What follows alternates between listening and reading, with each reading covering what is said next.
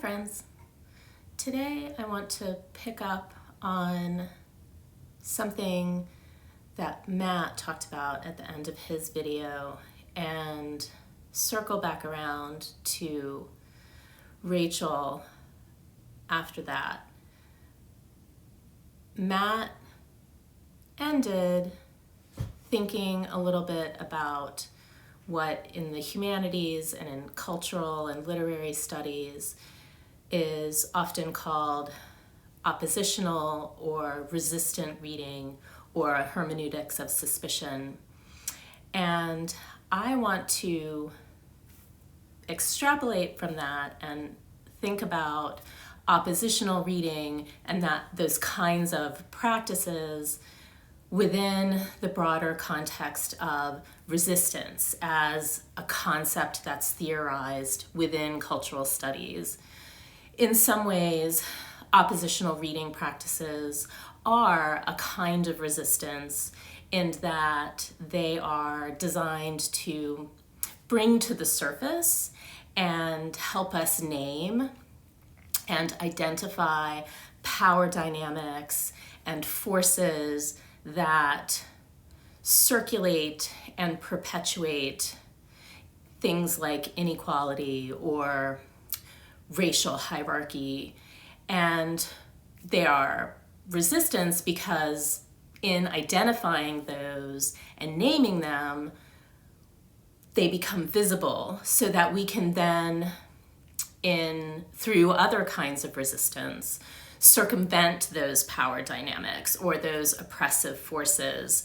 We can restructure the system in order to make it more fair or equal, less racist or sexist or ableist, for example. And resistance is a really useful thing to theorize, and I don't want to say that it's not, but I think sometimes, and this is beginning to circle back around to Rachel, this feeling that if it's not resistance, then it doesn't count, or resistance or bust, can make it difficult to think about the range of possible ethical responses in a crisis.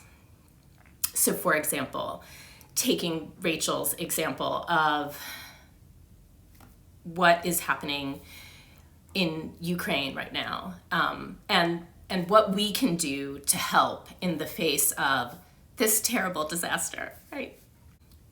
And one thing that we can do is donate money to relief organizations.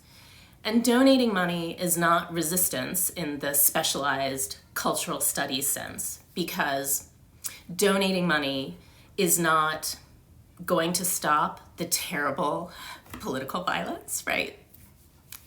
It's not going to change the structures that are in place that mean that I have disposable income to donate to a relief organization while other people don't.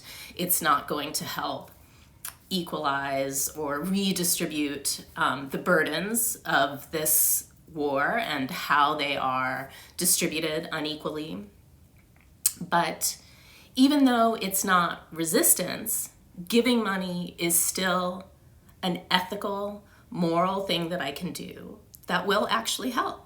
In part because if I give money and enough other people give money, it funds the work of those who are doing things that constitute resistance in this very specialized sense. And so I think as we are making decisions about how to respond or what helps and what doesn't, we can't forget resistance. Giving money does not absolve us of the responsibility to do things that might actually have real, lasting, long-term effects in shifting power dynamics.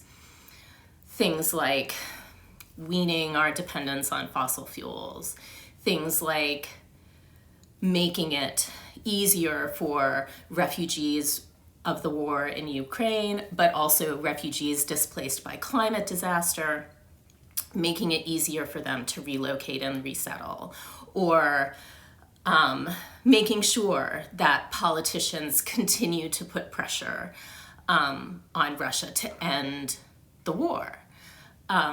We still need to continue to do those things, but also we can give money too, and that helps in the moment. And so I guess the idea is that in prioritizing resistance as a long-term solution, we shouldn't forget about the things that we can do in the short term within the system that can help. And that working within the system and helping in that way is not always bad faith, which is another thing that's kind of theorized in cultural studies. And to bring this, again, back a little closer to home, I want to think about action and taking action and the difference between resistance and assistance or help and how those things kind of work together, and how they're not mutually exclusive alternatives. And draw in this idea of kindness and generosity that I think both Rachel and Matt touch upon, the idea of being kind and generous, both to ourselves and to other people, and how we can think about kindness and generosity as actions that are helpful and sort of a call to be kinder and more generous to ourselves and one another.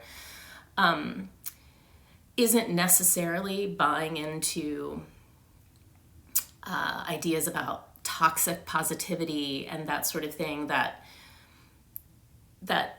just because a workplace is kind doesn't mean that it is not also exploitative, or that somehow if you're kind, that you can get a pass for exploitation. At the same time, I do think that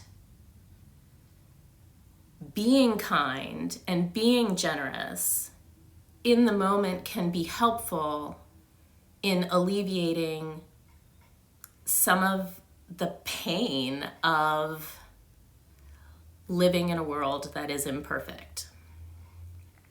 And being kind to ourselves and kind to others and being generous, both with our time and our money, that we can do short-term good as we continue to work for long-term systemic change. And in particular, when it comes to academic workplaces, just because we know that workplaces are spaces of alienation and exploitation, that doesn't mean that we have to have a social dynamic that reflects in some ways the toxicity of the power dynamics. Anyway, that's what I'm thinking about today, and I hope everyone is taking care of themselves. Bye, friends.